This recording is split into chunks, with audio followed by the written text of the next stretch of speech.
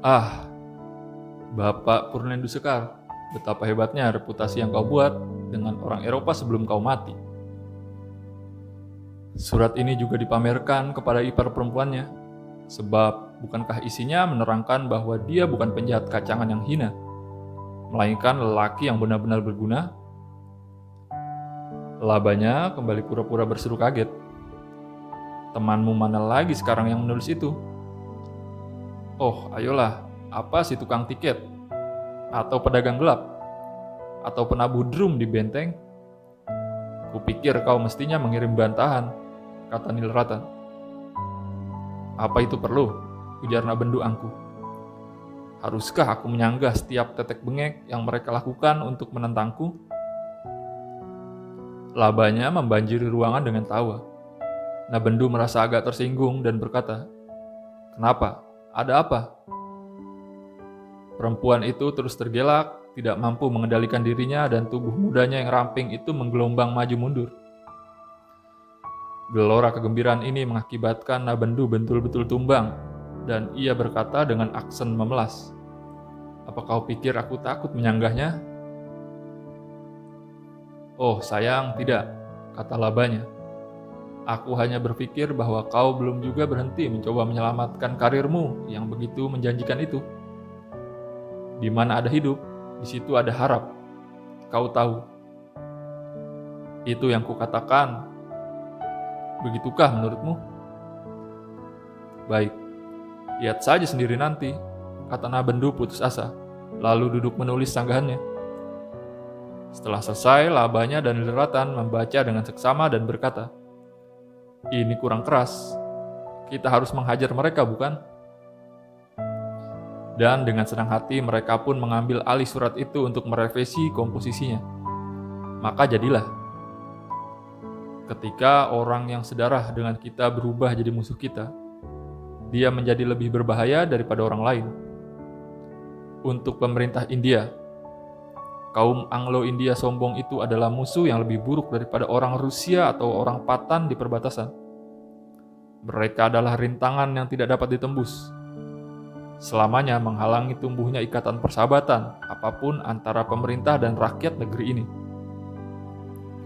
Kongreslah yang telah membuka jalan lempeng menuju pemahaman yang lebih baik antara pihak yang memerintah dan yang diperintah.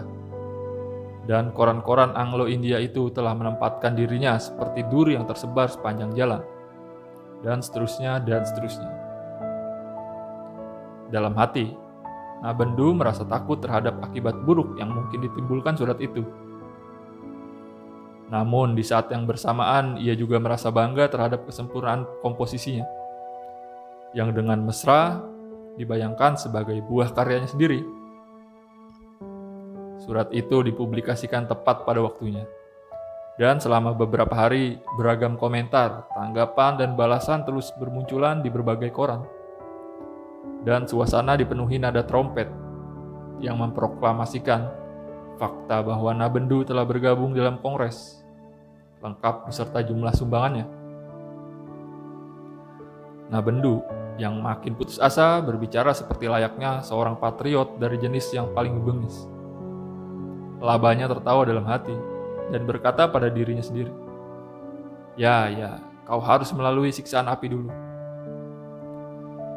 Suatu pagi ketika Nabendu sebelum mandi, telah selesai menggosokkan minyak ke seluruh dadanya, dan sedang mencoba segala macam cara untuk mencapai bagian punggungnya yang tak terjangkau, penjaga datang membawakan selai kartu bertuliskan nama hakim daerah.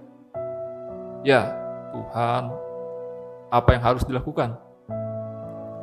Ia tidak mungkin pergi dan menerima sahib hakim, sambil belepotan minyak. Ia gemetir dan kejang-kejang seperti ikan koi yang sedang digoreng. Dengan amat buru-buru ia mandi, menyambar bajunya sekenanya, dan berlari kencang ke apartemen luar. Penjaga mengatakan bahwa sahib baru saja pergi setelah lama menunggu. Berapa banyak kesalahan karena membuat drama insiden rekaan ini yang dapat ditimpakan pada labanya, dan berapa banyak pula pada si penjaga adalah problem rumit yang harus dipecahkan oleh matematika etika. Hati Nabendu berkelojotan perih dalam dadanya, seperti ekor cicak yang baru saja dipotong. Seharian penuh ia bermuram durja seperti burung hantu. Labanya menghapus segala jejak kegembiraan hatinya dari wajahnya, dan terus menyelidik dengan nada cemas. "Kamu kenapa? Kau tidak sakit, bukan?"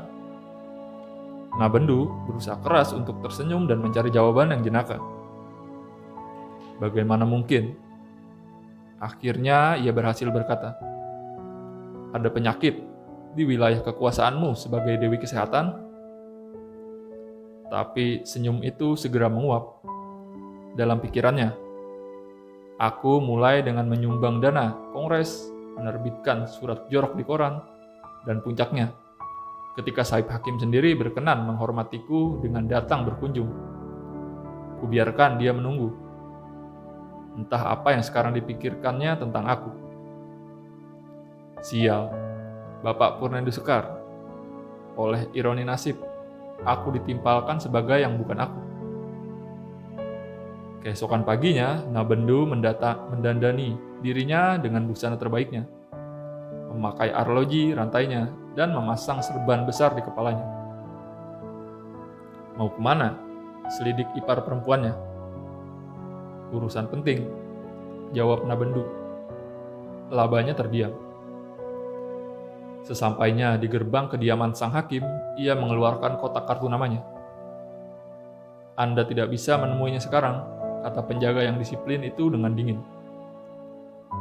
Nabendu mengeluarkan beberapa keping rupiah di sakunya. Penjaga itu langsung memberinya salam dan berkata, "Kami berlima, Pak." Segera Nabendu mencabut keluar sehelai uang 10 rupiah dan menyerahkannya kepada si penjaga. Ia lalu diantar menemui hakim yang sedang menulis dengan mengenakan jubah pelapis tidur dan sandal dalam ruangan. Nabendu memberinya salam. Hakim menunjuk sebuah kursi dengan jarinya, dan tanpa mengangkat pandangannya dari kertas di hadapannya, ia berkata, "Apa yang bisa kulakukan untukmu, Tuan?" Sembari jemarinya memain-mainkan arloji rantainya dengan gugup, Nabendu berkata dengan nada yang rapuh, "Kemarin Anda sudah begitu baik, berkenan mengunjungi tempat saya, Pak." Hakim mengernyitkan alisnya dan seraya mengangkat hanya sebelah matanya dari kertas itu. Ia berkata, "Aku mengunjungi tempatmu, Tuan. Omong kosong apa yang kau bicarakan ini?" "Maafkan saya, Pak," ujar Nabendu bimbang. "Pasti ada kesalahan, kebingungan." Dan bermandikan peluh, ia berbalik keluar ruangan. Dan malam itu, ketika ia berbaring di ranjangnya sambil menggeleng-gelengkan kepala, seberkas suara serupa mimpi yang jauh menyusupi telinganya dengan kegigihan yang berulang-ulang. "Kau benar-benar idiot, Tuan." Dalam perjalanannya pulang, Nabendu sampai pada kesimpulan bahwa hakim tidak mau mengaku telah mengunjunginya hanya karena tersinggung berat. Maka Nabendu menjelaskan pada labanya bahwa ia telah pergi untuk membeli air mawar. Segera setelah ia mengucapkan kata-kata itu, muncul setengah lusin aparat berlencana kolektorat, dan setelah bersalam pada Nabendu, mereka berdiri sambil menyeringai. "Apakah mereka datang untuk menangkapmu karena kau telah mendaftarkan diri sebagai penyandang dana kongres?" bisik labanya sambil tersenyum. Keenam penjaga itu memperlihatkan selusin deretan gigi mereka dan berkata, "Bakhis, Tuan Sahib." Dari ruang samping, Nilratan muncul dan berkata dengan tidak mengenakan, "Bakhis, buat apa?" Para penjaga menyeringai seperti sebelumnya, menjawab, "Tuan Sahib pergi menemui hakim, jadi kami kesini minta bakhis." "Aku tidak tahu," tawa labanya keras. "Kalau sekarang hakim jualan air mawar. Kesejukan bukan ciri utama dagangannya yang dulu." Nabendu dalam upayanya untuk merujukkan kisah pembelian air mawar dan kunjungan ke hakim, mengucapkan kata-kata kacau yang tak dapat dipahami siapapun. Nilratan berkata pada penjaga itu, "Tidak ada acara untuk bakhis. Kalian tak akan mendapatkannya." Nabendu yang merasa sangat kecil berkata, "Oh, mereka orang-orang miskin. Apa ruginya memberikan mereka sesuatu?" Dan dikeluarkannya selembar uang kertas. Nilratan merampasnya dari tangan Nabendu, seraya mengingatkan, masih banyak yang lebih miskin di dunia. Akan kusampaikan pemberianmu ini pada mereka." Nabendu merasa sangat sedih karena tidak mampu memuaskan hamba-hamba pucat siwa yang murka ini. Ketika para penjaga itu pergi, dengan geledek di mata mereka, ia memandang mereka dengan merana, seolah berkata, "Kalian tahu semuanya. Tuan-tuan, ini bukan kesalahanku." Kongres digelar di Kalkuta tahun ini. Nilratan datang ke sana dengan istrinya untuk menghadiri persidangan-persidangannya. Nabendu ikut bersama mereka. Begitu sampai di Kalkuta, para anggota partai Kongres mengerumuni Nabendu dengan kegembiraan dan antusiasme yang tak terbendung. Mereka menyorakinya, menghormatinya, dan melambung-lambungkannya ke udara.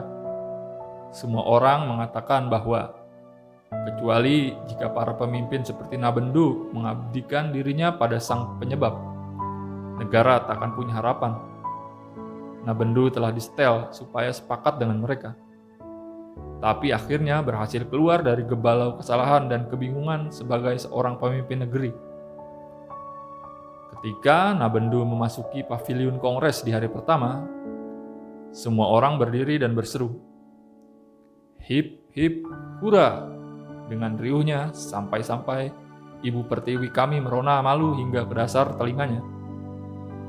Tepat pada waktunya tibalah hari ulang tahun Ratu, dan nama Nabendu tidak tercantum dalam daftar para Rai Bahadur. Sore harinya lelaki itu menerima undangan dari labanya. Ketika dia tiba, labanya dengan pegelaran dan upacara agung menghadiahinya jubah kehormatan, dan dengan tangannya sendiri menoreh-norehkan pesta cendana merah di tengah dahi lelaki itu. Masing-masing saudari lainnya mengalungkan rangkaian bunga buatan mereka sendiri, berhiaskan busana sari merah muda dan intan permata yang gemerlapan. Sang istri, Arun Lekha, menunggu di kamar samping. Wajahnya menyala oleh senyum dan rona malu. Saudari-saudarinya menghambur ke arahnya dan sambil meletakkan rangkaian bunga lain di tangannya, berkeras bahwa ia pun harus datang dan ambil bagian dalam upacara itu. Tapi ia tak akan mau, dan rangkaian bunga utama itu, yang mendambakan leher Nabendu, dengan sabar menunggu hening kerahasiaan tengah malam. Saudari-saudari itu berkata pada Nabendu, "Hari ini kami nobatkan Paduka Raja. Penghormatan ini tidak akan diberikan kepada orang lain di Hindustan." Apakah Nabendu terhibur dengan semua itu? Hanya dia yang tahu. Tapi kami sangat meragukannya. Kami percaya pada fakta bahwa ia akan menjadi seorang Rai Bahadur sebelum mangkat. Dan Englishman dan pionir akan menulis artikel-artikel yang menyayat hati untuk meratapi kematiannya di saat yang tepat. Jadi, untuk sementara waktu ini, berikan 3 sorak untuk Tuan Purnendusukar. Hip, hip, hura. Hip, hip, hura. Hip, hip, hura. Selesai.